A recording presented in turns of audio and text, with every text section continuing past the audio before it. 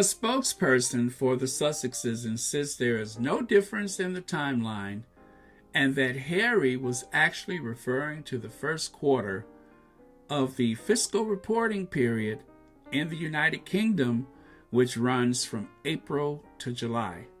You are conflating two different timelines, and it's inaccurate to suggest that there is a contradiction. Harry and Meghan spokesperson said the Duke's comments during the Oprah Winfrey interview were in reference to the first quarter of the fiscal reporting year in the United Kingdom, which starts annually in April. This is the same date that the transitional year of the Sandringham Agreement began and is aligned with the timeline that Clarence House referenced. Yeah, so Prince Harry said the first half of the first quarter. That was his words. The first half of the first quarter, I was cut off by my family. Harry's only consideration was security for his wife and for his child. It wasn't about them moving into a big house. But in spite of that, Dickie Arbiter said something really nasty because he couldn't help himself. Now, this is the same Dickie Arbiter who was busted in a sting operation where he responded to the Oprah interview before it actually had taken place. So if he actually got that wrong, then why would he have this right? Since he doesn't seem to live in the same time period in which he speaks of, right? Dickie Arbiter, he said, and I'm going to quote him, loosely quote him, he said that, why move into such a big house if you're so tight for money? You know, and of course he had to say the 16 bathrooms, 8 bedroom, 11 million pound house. You know, of course that is a talking point that's used by all the royal reporters to disparage the Duke and Duchess of Sussex. Well, number one, Dickie, because you seem to get the timelines wrong, Dickie, if you would pay attention and not try to figure out how I'm going to get compensated for my next interview, you would know that the Sussexes actually were already flush with cash because of the negotiated deals between Netflix and Spotify. You know, this is the same time period in which the Sussexes were able to repay that 2.4 million pounds for the renovation of that dank, musty, stinky, mosquito-infested, overrun with frog swamp, Frogmore. That was around the same time that he was able to repay that money that he shouldn't have repaid in the first place. The same money which seems to have helped out the sovereign grant just when they needed it the most, since there was a pandemic and nobody was actually going to visit these royal homes, estates, and such, these crowned estate properties. Nobody was going to visit those, so Harry's money actually helped keep the budget afloat. Perfect timing. That's why I keep saying this pandemic, as awful as it is, it has been a tremendous reset. It has been a tremendous reset, and it's given us a chance to rethink about things that are very important. There was another bitter old man that had something nasty to say about the Sussexes. His name is Robert Lacey. Have you heard of him? Robert Lacey. Robert, I'm going to update this book, Lacey, so I can make some more money off of the pain and suffering of others. Well, Robert Lacey said that one wonders if Netflix would want to renew their contract. And he was speaking in reference to the fact that if they were not members of the royal family, would we still be interested in them? Well, I don't know who was co-hosting with Suanna Reeves that particular day, but I think this was yesterday or 2 days ago. He said, but aren't we making money off of the Sussexes? Aren't you making money? He said the Daily Mail has run 5 stories right now. As I speak, there's 5 stories from the Daily Mail exploiting the Sussexes. He said, isn't it great clickbait? He said, I mean, let's be honest. We're making money from it. He's talking about the Good Morning Britain show. He said, we're talking about it right now.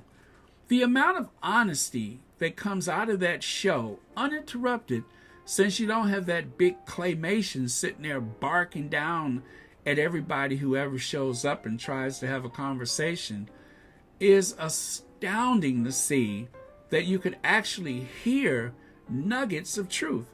Now, I am in no way endorsing Good Morning Britain. I'm not going to endorse that show because they have done so much more harm than they have any good for the Duke and Duchess of Sussex, especially when you have some evil person for 3 years just bullying a woman of color. Even during her most vulnerable state, she was being bullied.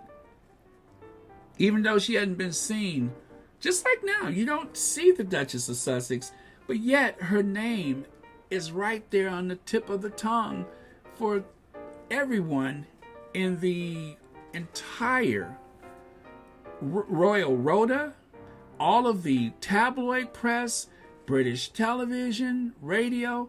They're everywhere. They're the lead of so many. And even if they're not the lead, as long as people know that they're going to hear something later, they'll stay tuned in. So there you have it.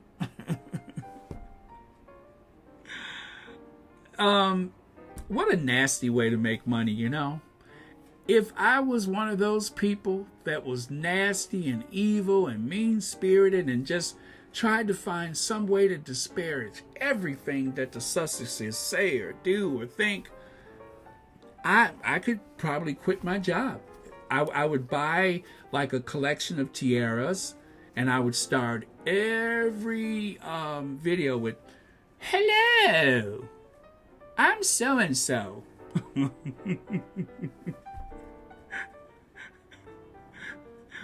I would pretend as though I'm sympathetic with the Sussexes, but I would have this deep-seated contempt for them.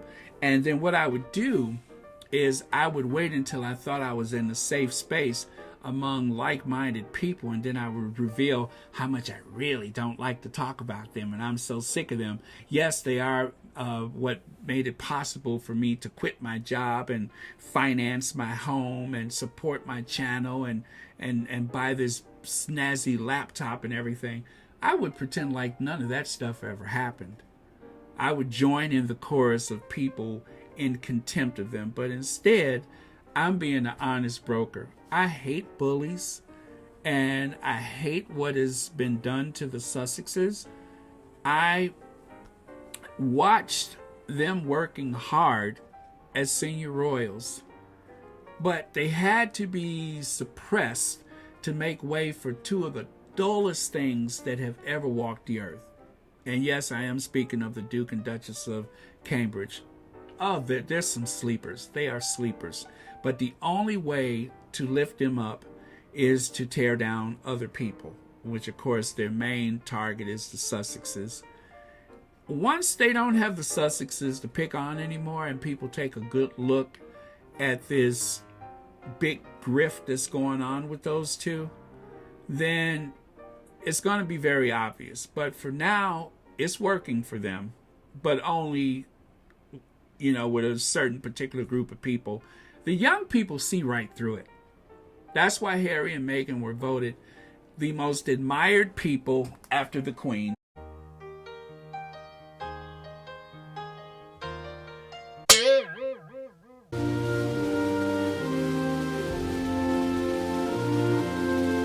Which, of course, the Queen is on their money and all that kind of stuff. The national anthem, God Save the Queen. Of course you're going to think about her first. She's been there probably since, oh gosh, how old is she now? No, I'm just kidding. I know how old she is. She's 95. So she's been there for a long time. So she's, an institution. You can't not have her at the top because she doesn't say anything and supposedly she doesn't do anything.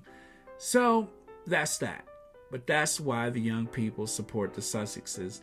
And even though that Cain and Abel is winning this victory with the older set over there. It's the young people that know better.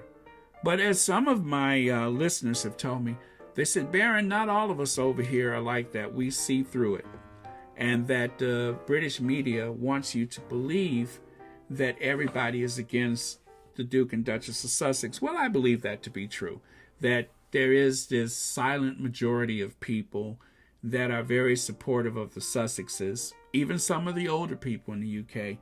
And hopefully at some point we can depend on that to erase this cloud of negativity that's always associated with their names. It is it's painful to me because I'll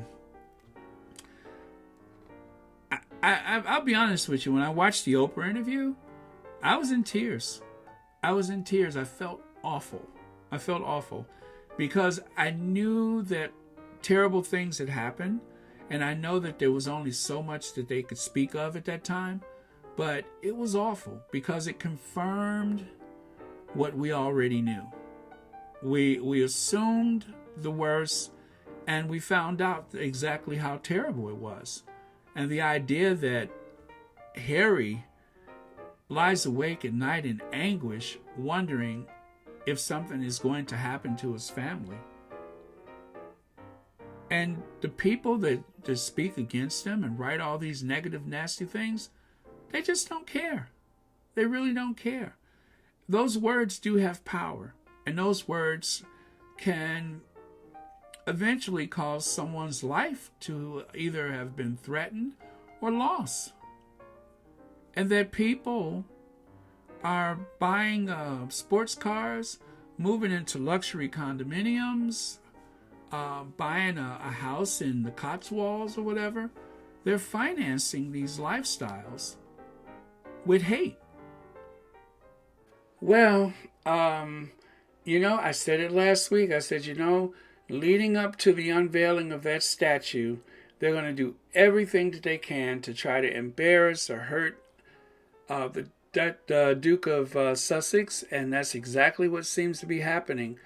There, and this whole thing with the Clarence House financial report or whatever that was, they're off to Scotland. The whole crew, I think, is going up to Scotland except for William, and I think maybe he'll join them later or he's going to go before, whatever it is. But they're going to go up to Scotland to try to shore up some relations or whatever with the Scottish people. Some type of royal invasion. Kind of like the cicadas on the east coast of the U.S. Something like that. Like if you're not thinking about it, one of them will fly into your mouth or crawl across your head or or worse. But they won't marry you unless you're related to them. So that's that should be no problem. But that's it. Frustrated. I am frustrated. The thing that Camilla Tominey said was completely dishonest and quite deliberate. And as a supporter of the Duke and Duchess of Sussex, as you know, we are bombarded with these images and sights and sounds of these royal reporters, of these tabloids and clickbaits and such. And we have to do a reset and try to avoid looking at this material, although it's everywhere. And, my standard is once it creeps onto the Today Show or Good Morning America or CBS This Morning, something that I would like to think of as a safe space. Once it has crossed that bridge, then we also are duty bound to speak up and speak out. We have to shout these people down, because if we don't, then we're telling them that it's okay to say or do whatever you choose without any fear of repercussions. And that repercussions should never be violence. It should be speaking out, writing letters, and just alerting people to the inconsistencies or discrepancies with some of these things that these royal reporters or royal experts, these authors, you have to call them out, because if you don't, then you're telling them that it's okay. And it's not okay. These are real people. This is an infant, a toddler, a father, and a mother that every day are put at risk by these nasty negative words. So those crocodile tears are more like lizard or caiman tears that Camilla was crying. Whatever. And she probably does not cry. She probably does something else to let it out. But whatever it is, I'm not interested in it. Camilla Tominey, leave the Duke and Duchess of Sussex alone. Stop going after the babies. Leave them alone. Leave this family alone. Give them a chance to flourish outside of the shadow of the royal family. That's all they want. Stop being jealous and vindictive and mean-spirited. Just leave Harry and Meghan alone. Leave Lily and Archie alone.